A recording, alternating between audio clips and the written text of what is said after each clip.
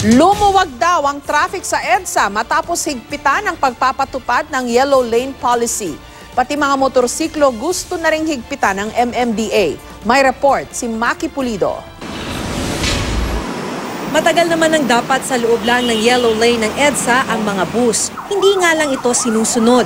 Nang maghigpit uli ang MMDA simula noong nakaraang linggo, lumuwag naman daw. Konti nga lang. Before we're just doing we're doing below 10 kilometers per hour.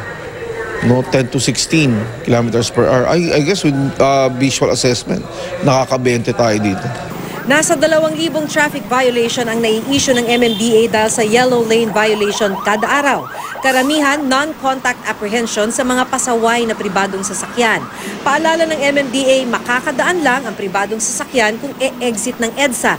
At ang pwede lang lumabas ng Yellow Lane ay provincial buses, P2P at tourist bus. Wala Diyos, ganun pa rin. Ano magbabago? Gumaang ang biyahe.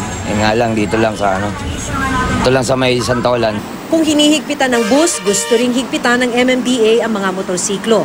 May motorcycle lane na sa EDSA pero ipapanukala ng MMDA magmarka ng lane na para lang sa mga motor.